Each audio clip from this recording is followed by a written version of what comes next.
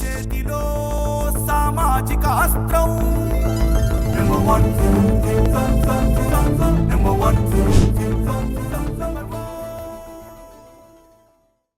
సరే, ఈరోజు ఈ రౌండ్ టేబుల్ సమావేశం, దీనికి కారణాలు రాష్ట్రంలో అన్ని జిల్లాల నుంచి వచ్చినటువంటి పెద్దలు వాళ్ళ యొక్క అభిప్రాయాలు, కేసు గురించి, రాజకీయాల గురించి, అనేక విషయాల గురించి మాట్లాడినటువంటి విషయాలన్నీ మనం విన్నాం. కాబట్టి దీనికి మరి చాలామంది చెప్పినట్టు ఒక బలీయమైనటువంటి సంఘం ఒకటి ఏర్పడాలి అనేటువంటిది ముఖ్యమైనటువంటి ఉద్దేశాలు. అయితే ఇది చాలా అవసరం. ఈ అవసరం అనేటువంటిది, బలీయమైనటువంటి సంఘం అనేటువంటిది ఇక్కడ ఉన్నటువంటి వాళ్ళు మీరు ఇబ్బంది పడ్డా సరే, బాధపడ్డా సరే, నేను రాష్ట్ర నాయకుడిని దేశానికి లేకపోతే ఈ సంఘానికి అని చెప్పేసి రకరకాలుగా మనం ప్రయత్నం చేసుకోవటం కాదు. ఒకసారి సమిష్టిగా కూర్చుని అక్కడి నుంచి నాయకత్వాన్ని మనం ఎంపిక చేసుకోవాల్సినటువంటి అవసరం ఉంది. ఇలాంటి సమావేశం కొద్ది రోజుల్లోనే, ఇప్పుడు కార్తీక మాసాలు జరుగుతున్నాయి కాబట్టి అందరూ ఎవరు అడావిళ్ళు వాళ్ళు ఉంటారు, ప్రతి నియోజకవర్గంలోని ప్రతి జిల్లాలోని. అయిన తర్వాత ఒక ముఖ్యమైనటువంటి సమావేశం ఏర్పాటు చేసుకుని ఎవరి కాళ్ళలో జిల్లాల వారీగా లిస్టులు రాసి వాళ్ళని ఇన్వైటర్స్గా, అంటే పిలిపించామంటే అదేదో మాస్ కింద వచ్చేసి ఉండిపోయేటువంటి విధంగా ఉంటుంది. అలా కాకుండా ఇప్పుడు సంఘాలుగా ఉన్నటువంటి వాళ్ళు ఎవరి పరిధిలో వాళ్ళకు ఉన్న సంఘాలుగా మరి ప్రస్తుతం ఏర్పడి వాళ్ళ అనౌన్స్ చేసుకోవటం, లేకపోతే వాళ్ళు కొంతమందిని ఎవరి పరిధిలో వాళ్ళు 10 మందినో 50 మందినో 100 మందినో ఎవరి కాళ్ళు ఉన్నారు, వీళ్ళందరినీ ఆ పేర్లు ఇమ్మని చెప్పేసి తీసుకొచ్చి ఇదే విజయవాడలో ఒక సమావేశం ఏర్పాటు చేసుకుని ఆ సమావేశంలో ఆ నాయకత్వం గురించి, అదే రాజమండ్రి కావచ్చు లేకపోతే ఇక్కడ కావచ్చు, ఎక్కడో చోట అదే వేదికగా తీసుకుని ఆ సంఘంలో ఆ సమావేశంలో ఆ నాయకత్వం గురించి చర్చించుకుంటే బాగుంటుంది అనేటువంటిది నా ఉద్దేశం. సరే, అంటే మీ అందరి అభిప్రాయాలు విన్న తర్వాత నాకు వచ్చినటువంటి నిర్ణయం అది. ఈ ప్రయత్నం నేను గత 20 సంవత్సరాల సుమారు క్రితం నుంచి కూడా నేను చేశాను. వ్యక్తుల పేర్లతో సంఘాలు ఉండడానికి వీలు లేదనేటువంటిది మొట్టమొదటిసారిగా దాన్ని ఖండించినటువంటి వ్యక్తి నేను. మిరియాల వెంకటరాయ సంఘం, పిల్ల వెంకటేశ్వర సంఘం, రాయలసీమలో రాయలు, నారాయణ స్వామి రాయల సంఘం, లేకపోతే ఇంకో చోట ఇంకో సంఘం, అంటే వాళ్ళ పరిధిలో కులం గురించి చేస్తున్నారు కూడా, తప్పట్లేదు. కానీ కాపు సంఘం అని చెప్పుకోవడానికి గౌరవంగా ఉండేటువంటి విధంగా ఉండాలి తప్పితే వ్యక్తుల పేరుతో సంఘాలు ఉండొద్దు అని చెప్పేసి ఈ రాష్ట్రంలో ఉన్న వాళ్ళందరినీ ఒకసారి నేను స్వయంగా మీటింగ్ ఏర్పాటు చేసి హైదరాబాద్లో మిరియాల వెంకటరాయ అందరూ ఉండగా అందరినీ కూర్చోబెట్టి ఒప్పించి చెప్పాను, మేము మా సంఘాలు రద్దు చేసుకుంటే ఒక సంఘం కింద పెట్టడానికి అని చెప్పేసి వీళ్ళందరూ కూడా అంగీకరించారు ఆ సమావేశంలో. కానీ రకరకాల కారణాల వల్ల అది సంఘం అనేటువంటిది ఎన్నుకోలేకపోవటం అనేటువంటిది జరిగింది. సంఘం అనేటువంటిది బలీయంగా ఉంటే అదొక ధైర్యం, ఒక అన్నిటికీ ఉపయోగపడేటువంటి విధంగా ఉంటుంది. అయితే ఇక్కడ ఏదైతే రిజర్వేషన్ అంశం గురించి ఆయన మాట్లాడుతున్నాడో, రిజర్వేషన్ ఇంకా ఆయన మాస్టారు ఉద్యోగం చేసుకుంటూ ఆయనకు వచ్చినటువంటి కొన్ని డబ్బులు ఖర్చు పెట్టుకుంటూ రాష్ట్రం అంతా తిరుగుతుంటాడు. ఆయన తణుకు, అదే రాజు శ్రీనివాసరావు అని చెప్పేసి ఆయన. అయితే ఆయనకు కూడా తెలియాలి, 42% పక్క రాష్ట్రంలో ఇస్తే సుప్రీంకోర్టు ఏం చెప్పింది, ఇవన్నిటి మీద ఇప్పుడు అవగాహన లేనటువంటి వాళ్ళు మాట్లాడవచ్చు. మనం దీని మీద కొంచెం మాట్లాడుకుని కూర్చుని డిమాండ్ అనేటువంటిది న్యాయబద్ధంగా ఉండాలి, సాధించుకునేటువంటి విధంగా ఉండాలి. అది ఇంకోసారి మనం మాట్లాడుకుందాం, దాని గురించి కాదు. ఇక్కడ ఈ సమావేశానికి సంబంధించి, ఈ మీటింగ్కి సంబంధించి ఇప్పుడు చాలామంది అనౌన్స్ చేసాం, కొన్ని అనౌన్స్మెంట్లు అందరూ కూడా చెప్పారు. దీనికి ముందు నుంచి బాధ్యత తీసుకున్నటువంటి సోములు కానీ మన రాము కానీ ఈ అనౌన్స్ చేసిన వాళ్ళందరూ కూడా వాళ్ళు అనౌన్స్ చేసినటువంటి అమౌంట్లు వాళ్ళ దగ్గర ఉంచుకుని మేము పిలిపించినటువంటి డేట్గా తీసుకొచ్చేటటువంటి విధంగా మీరు ఆలోచన చేయండి అనేటువంటిది నా విజ్ఞప్తి.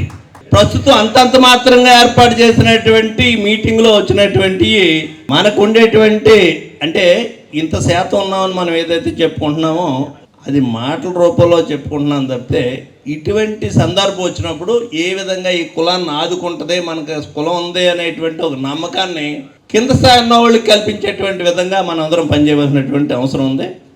అది ఇంకా ఏం చేయాలనేటువంటిది మనం అందరం కూర్చొని దీన్ని ఎంత ఘనంగా చేయాలనేటువంటిది, ఆ కుటుంబాన్ని ఏ విధంగా ఆదుకుందాం అనేటువంటిది అది అందరం మన బాధ్యతగా. తర్వాత రెండోది, ఈ కేసుకు సంబంధించి ఎవరు నడిపించాలనేటువంటిది ఒక 3-4 లాయర్స్ ఈ కేసుని కంటిన్యూ ఫాలో అవ్వాల్సినటువంటి అవసరం ఉంది.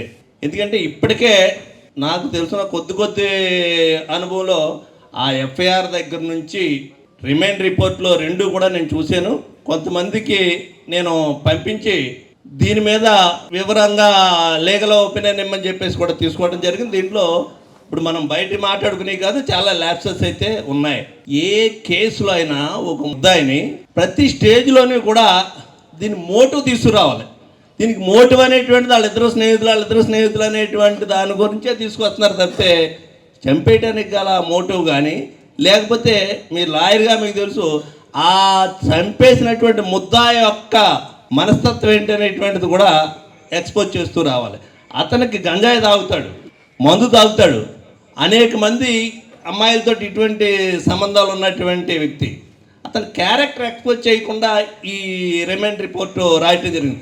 ఎక్కడో వాళ్ళకి పెళ్ళి అయింది, వాళ్ళు చిన్నప్పుడు ఈ సోదంతా రిమైండ్ రిపోర్ట్లో అవసరం లేదు, చాలా లొసుగులు ఉన్నాయి దీంట్లోని. ఇది ఈవేళ మనకు ఉండేటువంటి ఆవేదన కొలిది మనం ఇక్కడ అందరూ కలిసాం.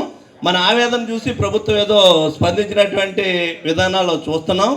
అయితే రేపు ఆ కేసు విచారణకు వచ్చినప్పుడు మాత్రం మనం ఎవరు ఉండరం, ఎవరి పనులు వాళ్ళు ఉంటాం, ఎవరికుండే బిజీ వాళ్ళకు ఉంటుంది. దీన్ని కేసు నీరుగార్చేటువంటి విధంగా ఒక పథకం ప్రకారంగా కింద నుంచి నడిపేటువంటి యంత్రాంగం ఈ రోజుని వాళ్ళకు ఉంది. అది జరగకుండా ఒక లీగల్ టీం ఎప్పటికప్పుడు ఏం జరుగుతుంది అనేటువంటిది ఎవిడెన్స్ ఎలాగా తీసుకోవాలి, 164 స్టేట్మెంట్లు ఏ విధంగా రావాలి, లేకపోతే ఎక్కడ ఏం రావాలనేటువంటిది ఈ ఇప్పుడు ఉన్నటువంటి ఎఫ్ఐఆర్లో ఈ రిమైండ్ రిపోర్ట్ని పెట్టి కూర్చుని లాయర్లు దీని మీద ఒక టీమ్గా నడిపించి ఈ కేసుని చనిపోయినటువంటి విధానాన్ని మనం చూసి బాధపడుతున్నాం కాబట్టి దానికి కావాల్సినటువంటి విధంగా శిక్ష పడేటువంటి విధంగా ఫాలోఅప్ చేయవలసినటువంటి అవసరం ఉందనేటువంటిది ఒకటి ప్రధానంగానే. రెండోది ఆ కుటుంబాన్ని ఏ విధంగా ఆదుకుంటాం అనేటువంటి పొద్దు నుంచి అందరూ చెప్తానే ఉన్నారు. ఈ రెండు విషయాల మీద మనం దృష్టి పెట్టాలనేటువంటిది మనం చేస్తూ మరొకసారి కార్తీక మాసం వెళ్ళిన తర్వాత ఒక బలమైనటువంటి సమావేశాన్ని ఏర్పాటు చేసి ఆ దాంట్లో ఒక మంచి నాయకత్వాన్ని తీసుకొచ్చేటువంటి విధంగా మనందరూ ఆలోచన చేద్దాం అనేటువంటిది మనం చేస్తూ ఇప్పుడు చెప్పేటువంటిది ఏంటంటే, కొంతమంది మాట్లాడేటప్పుడు ఈ సంఘంలో ఉన్నటువంటి నాయకులు వచ్చే వేళ అక్కడికి దీన్ని ఏదో వాళ్ళ ఉనికి కాపాడుకోవటం కోసం లేకపోతే ప్యాకేజీ తీసుకుని వచ్చాననేటువంటిది చెప్పి రాముని ఉద్దేశించి మాట్లాడినప్పుడు కూడా ప్యాకేజీ తీసుకుని వచ్చాడు అనేటువంటిది చెప్పాడు. ఖచ్చితంగా ప్యాకేజీ తీసుకుని వచ్చాడు, నేను కూడా ఒప్పుకుంటున్నాను దానికి. ఏ ప్యాకేజ్ అంటే, గతంలో మీరు తెలుగుదేశం పార్టీ ప్రతిపక్షంలో ఉన్నప్పుడు వైఎస్ఆర్ పార్టీని తిట్టడానికి మీరు ఇచ్చినటువంటి ప్యాకేజ్ ఎంతో చెప్తే ఇక్కడ ఎంత తీసుకున్నాడో చెప్తాడు. వైఎస్ఆర్ పార్టీని తిట్టి జిల్లా అంతా తిరిగి రాష్ట్రం అంతా తిరిగి అనేక చోట్ల వాళ్ళు చేసినటువంటి ప్రయత్నం ఏదైతే ఉందో దానికి మీరు ఎంత ప్యాకేజ్ ఇచ్చారో చెప్తే ఇప్పుడు ఇక్కడ ఎంత తీసుకున్నాడో ప్యాకేజ్ చెప్తాడు. ఎందుకు వచ్చినాయి? మీకు అవసరం అయితే కులం పేరు తీసుకొస్తారు, మీకు అవసరం అయితే సంఘాలను తీసుకొస్తారు, అవసరం లేకపోతే అబ్బబ్బా సంఘాల కులాల అంటే కుదరదు అని చెప్తుంటారు. ఇదంటే మీరు కరెక్ట్గా అధికారంలో ఉన్నటువంటి అధికార పార్టీలు ఏ పార్టీ అయినా కావచ్చు, అందరినీ ఒకే దృష్టితో చూస్తున్నారా లేదా అనేటువంటిది ఆత్మవిశ్వాసం చేసుకోండి. దాని నుంచి పుట్టబడ్డటువంటి సంఘాలు అనేటువంటి కొంతమంది బాగుపడుతూ కొంతమంది అధికారాన్ని అనుభవిస్తూ చేస్తుంటే ఏమీ చెయ్యలేక ఎన్నికలు వచ్చినప్పుడు ఆ అక్కసిని ఓటు రూపంలో చేస్తున్నారు పేదవాళ్ళందరూనే. కానీ మీరు చేసిన నిజమనేటువంటిది మాత్రం నమ్మి మాత్రం ఓట్లు వేయట్లేదు. వీళ్ళ మీద కోపం వస్తే వాళ్ళకి ఓట్లు వేసాం, వాళ్ళ మీద కోట్లు వస్తే వీళ్ళకి ఓట్లు వేస్తాం. కానీ ఏం చేస్తున్నాం అనేటువంటిది మనం ప్యాకేజ్ ఇచ్చుకునే వాళ్ళు వచ్చారని చెప్పడం అనేటువంటిది ఏమిటి దహలని?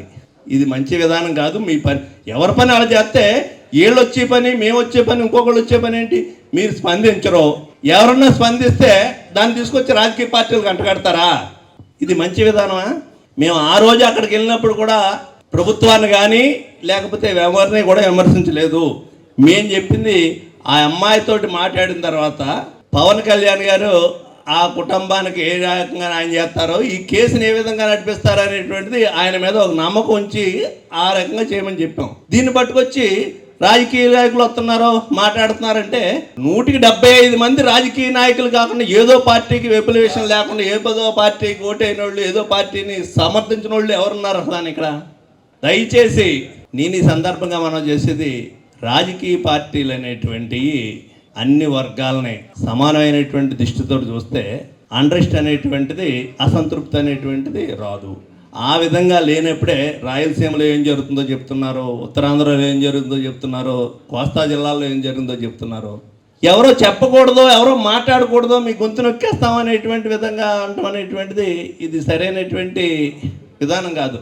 మాట్లాడిన దాన్ని తీసుకుని పొరపాట్లు అనేటువంటి జరగవని ఎవరో ఇంకొకరు జరుగుతుంటాయి. ఆ జరిగినటువంటి పొరపాట్లను ఏ విధంగా మనం రెక్టిఫై చేసుకుంటూ వెళ్ళాలనేటువంటిదే చేస్తే బాగుంటుంది అనేటువంటిది.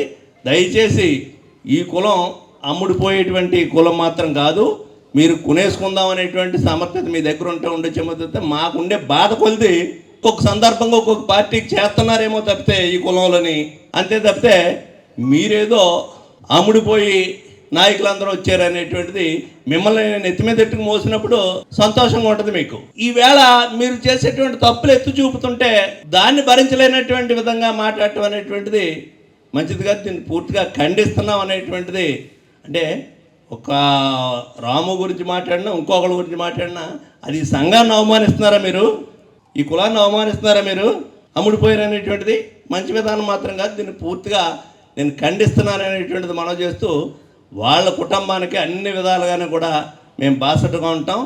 ఆ దెబ్బతిన్నటువంటి వాళ్ళకి కానీ, లేకపోతే చనిపోయినటువంటి వాళ్ళకి కానీ, ఆ పిల్లలకు కానీ ఏ విధంగా న్యాయం చేయాలో ఆ విధంగా ప్రభుత్వం చేసింది అంటున్నారు. ప్రభుత్వం అనేటువంటిది బాధ్యత, సంఘం అనేటువంటిది సంఘీభావం తెలిసేటువంటి విధంగా ఆ సంఘంలో జరిగినటువంటి వాడికి మేము ఆదుకున్నామని చెప్పేటువంటి విధంగా చెప్తున్నాం. మరొకసారి మీకు ప్రభుత్వానికి ఈ సందర్భంగా మనం చేస్తూ, చివరగా ఏదైతే ఏబి వెంకటేశ్వర మాట్లాడినటువంటి దాని మీద ఇక్కడ ఉన్న మా అందరికీ కూడా అనుమానాలు వస్తున్నాయి.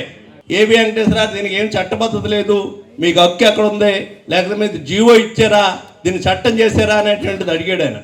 ఆయన ఏమి చిన్న వ్యక్తి కాదు, ఈ రాష్ట్రానికి ఇంటెలిజెన్స్ డీజీ చేసినటువంటి వ్యక్తి. మరి ఆయన అడిగాడంటే దాంట్లో వాస్తవం ఉందేమో, దానికి సమాధానం చెప్పి మా అనుమానాలను నివృత్తి చేయవలసినటువంటి బాధ్యత ఇవాళ ప్రభుత్వం మీద ఉందనేటువంటిది మరి తెలియపరుస్తూ, మరి ఈ సమావేశానికి వచ్చినటువంటి అందరికీ కూడా మరొకసారి ధన్యవాదాలు తెలుపుకుంటూ దీనికి బాధ్యత తీసుకున్నటువంటి సుధాకర్ నాయుడికి ప్రత్యేకమైనటువంటి అభినందనలు తెలియపరుస్తూ, మిత్రుడు రాము గారి యొక్క ఒక అబ్బాయి ఒక అమ్మాయి ఆయనకి మరి ఆ కుమార్తె క్యాన్సర్ వ్యాధితోటి చనిపోవడం జరిగింది. చాలా దురదృష్టం. దీనికి మన కుటుంబ సభ్యుడిగా అతనికి జరిగినటువంటి ఈ ఇబ్బందికి మనందరి యొక్క సానుభూతి తెలుపుతూ ఒక 2 నిమిషాలు మౌనం పాటించాలని చెప్పేసి మనం చేస్తున్నాం.